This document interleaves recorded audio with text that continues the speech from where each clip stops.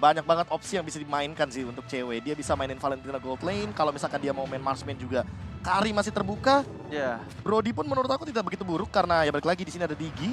Bedanya ya kalau ada Digi agak sedikit sulit aja untuk sedikit farming di early game-nya. Iya, karena pasti bakal kena pressure yang besar dengan kehadiran Digi dan juga Beatrix di sisi gold lane-nya. Tapi untuk kali ini satu pick terakhir.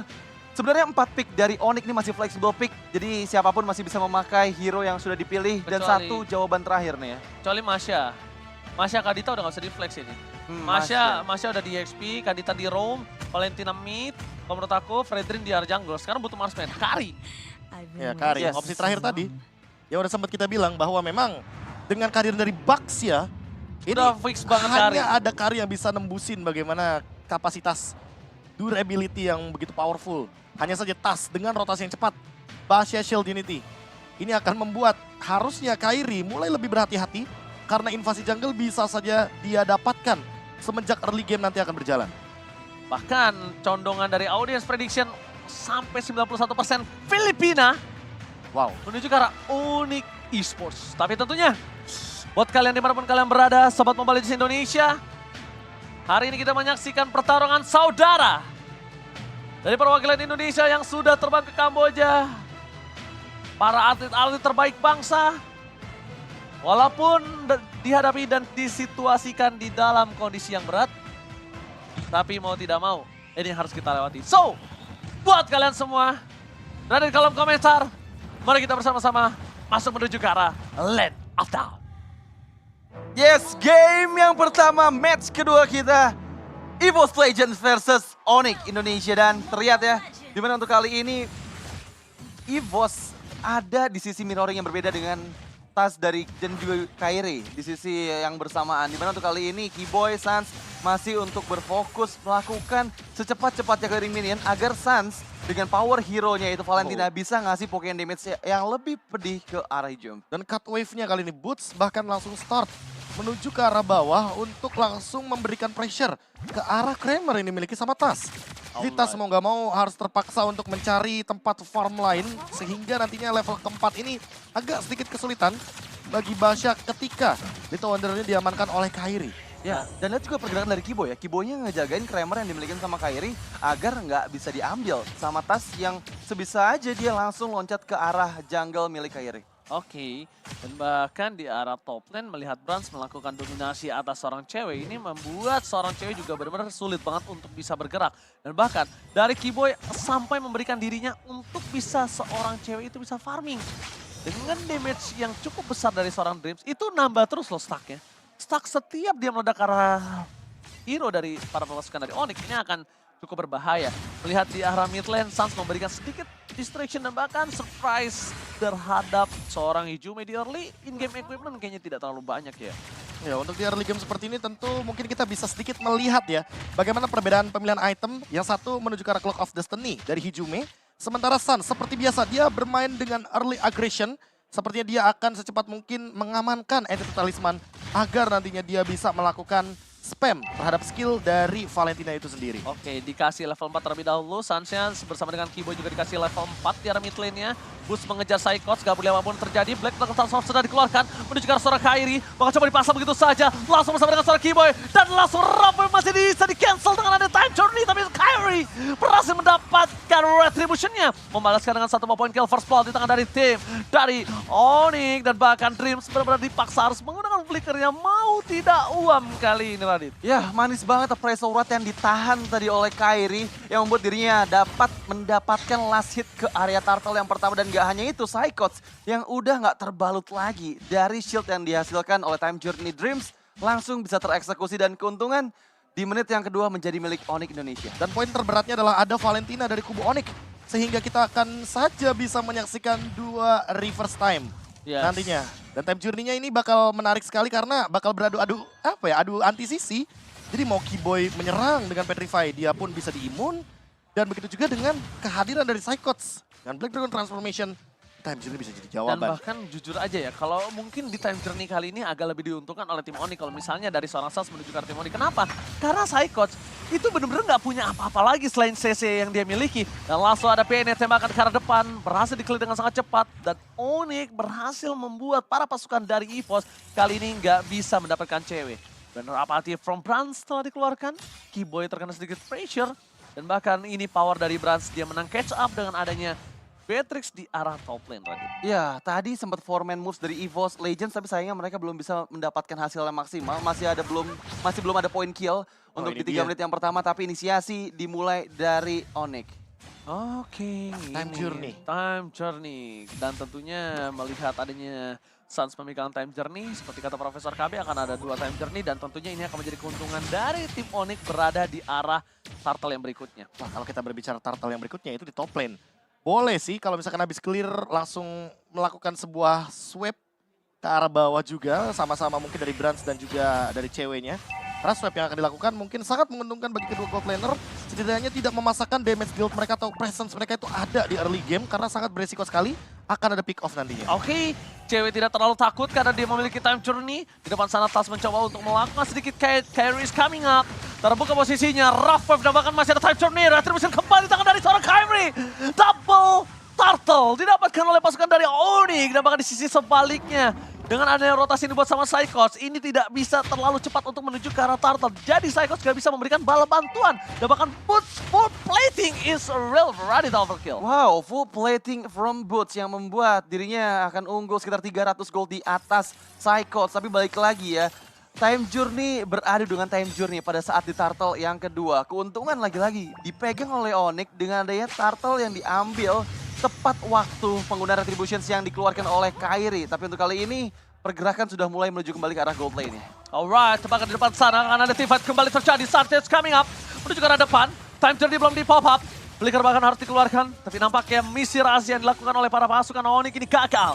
Melihat ada Tas mencoba untuk memberikan sedikit rotasi.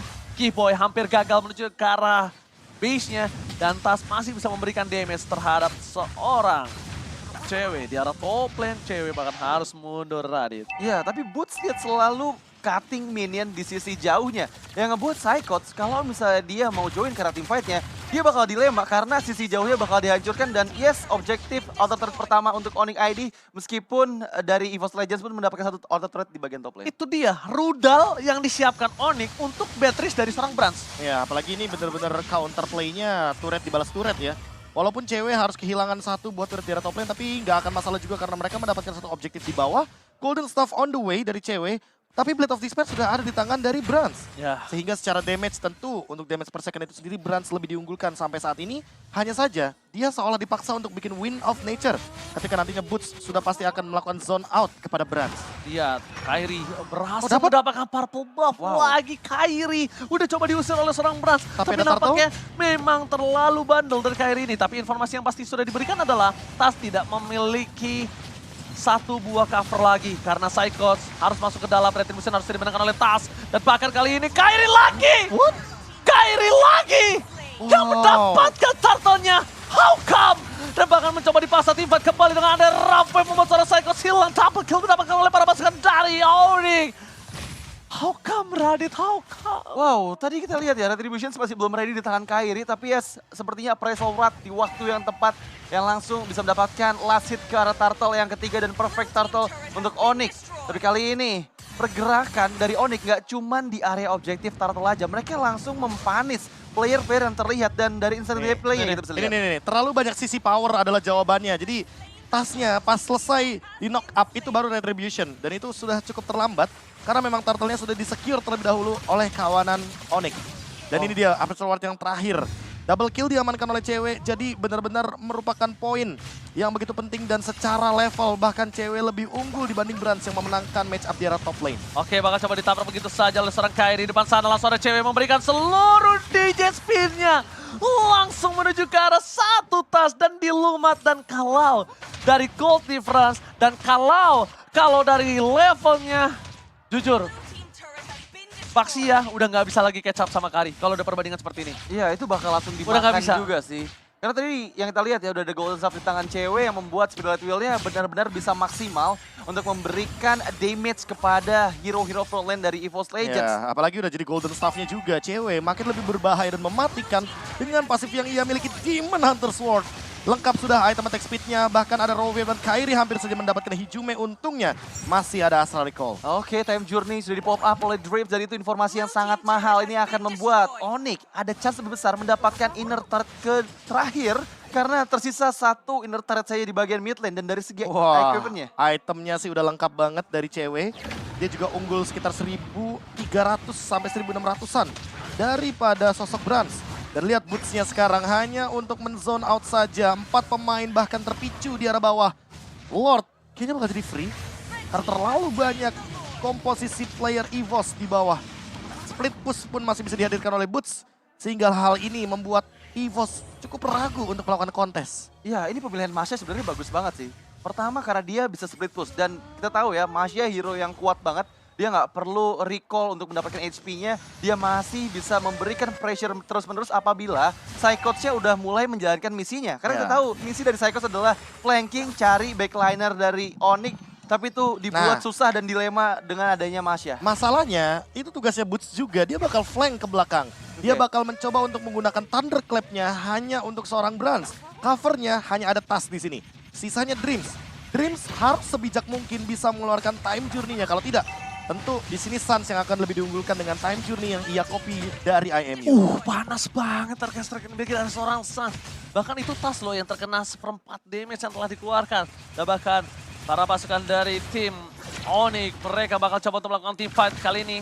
T-Boy memaksa untuk mendapatkan satu buat time journey, tapi tidak dikeluarkan begitu saja dengan cukup instan. K-Boy ke arah belakang, time journey telah dibuka dan ternyata trigger telah terjadi kali ini Profesor KB. Gagal mendapatkan satu buah point kill dari seorang K-Boy karena Dreams kembali lagi berhasil mendapatkan time journey di saat dan momen yang tepat. Tapi balik lagi ketika selamat, mereka nggak punya short skill, lihat di kiri. Cuma ada Psychos di sana yang punya Black Dragon Transform. Ya, dan ini akan cukup sulit untuk EVOS Legends karena kita tahu dari source spell yang diberikan sama Onyx ini masih available semua ya. Mereka masih bisa untuk melakukan prolong team fight karena mereka masih ada chance yang besar, terutama dari seorang K-Boy yang dari tadi inisiasinya selalu digagalkan oleh time journey, tapi sekarang beberapa detik ke depan belum ada time journey di tangan Dreams. Masalahnya dalam posisi ini ya, dalam posisi disengage.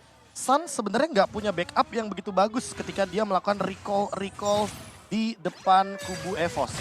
Ini pertanyaannya, apakah mereka akan mencoba untuk melakukan sebuah serangan atau engage terhadap Suns? Mereka tidak memberikan poking damage sedikit pun, sehingga membuat Suns, lihat, dia dengan mudahnya melakukan dodge terhadap semua utility yang dilemparkan dari kubu EVOS Legends. Iya, tapi tadi hampir aja ke pick off sih K-Boy-nya ya. Untungnya masih ada Thalassophobia yang membuat HP-nya regen kembali.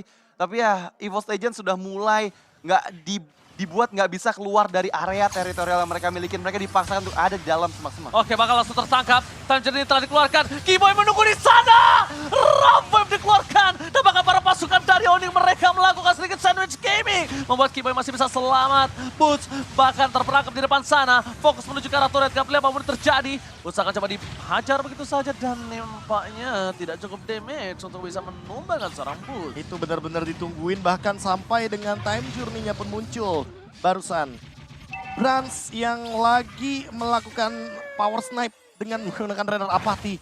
Terlalu lama sepertinya di dalam rerumputan yang sangat beresiko sekali untuk disamperin. Dan ternyata benar-benar di-engage oleh Kairi terlebih dahulu. Goldnya beda cukup jauh. Jauh banget. Dimiliki. Dan bahkan lihat cewek ini udah full banget untuk ASPD-nya. Dia respect sekali dengan ada satu buah Tina Shield bahkan untuk menuju ke arah seorang Hijume. Di sisi sebaliknya Lord menit ke-12 ini udah punya power yang cukup tinggi. Melihat dari posisi pasukan dari tim Onyx. Mereka punya hampir dominasi seluruh laning yang dimiliki di line of down kali ini. Walaupun dengan satu turret di arah top lane udah dipecahkan. Tapi gak ada satupun laning phase di arah top lane pun masih tidak dipegang sama para pasukan dari itu. Masalahnya 11.000 gold loh, ini dengan satu Lord aja mereka sangat-sangat kesulitan seharusnya untuk EVOS Legends melakukan defense terhadap 3 base turret yang menuju tentunya ke arah mid lane, apalagi ini adalah enhance terhadap Lordnya. Jadi minimal ada 1 atau 2 turret yang akan hilang Masalah defense tentu di sini masih ada Beatrix. Jadi power defense-nya sebenarnya masih bisa dikendalikan. Menurut aku masih ada chance untuk EVOS mempertahankan semua base-nya asalkan Astral Recall-nya ini bisa membuat setidaknya cewek nggak bisa terlalu maju ke arah bagian depan. Tapi yes, akan segera dimulai. Dimakan semua. Council Gaming telah terjadi. Mundur ke arah belakang. Distraction akan terjadi di 3 lane yang berbeda. Base-nya pecah 3-3-nya kali ini. Base turret mereka udah ompong, melompong. Tidak ada lagi pengawalan. Dan Super Minion masih bergerak. Mencoba untuk fokus menuju ke arah base yang dia miliki. Tapi nampaknya EVOS Legends mereka tidak akan bisa ditembus selagi masih ada Dreams. Dan time journey-nya belum dibuka sama sekali. Renner Apathy dengan Astral Recall belum keluar. Psychos bakal menjadi teamfight kembali. Tapi lihat Kiboy dari arah belakang sana. Memancing time journey yang tadi dikeluarkan. Dan ini saja langsung fokus ke arah base. Gak peduli apapun yang terjadi. Ketika mereka distraction terhadap teamfight, fokus ke arah Kiboy. Boots fokus ke arah base. Dan mereka gak peduli. Game pertama akan mereka selesaikan dengan sangat cepat. Wow, game pertama berhasil dimenangkan oleh Onyx. Di mana mereka mendominasi sekali dari semua lininya. Dari semua lane-nya. Mereka selalu bisa mendapatkan objektif demi objektif. Dan bahkan tidak dapat poin kill sama sekali dari EVOS Legends.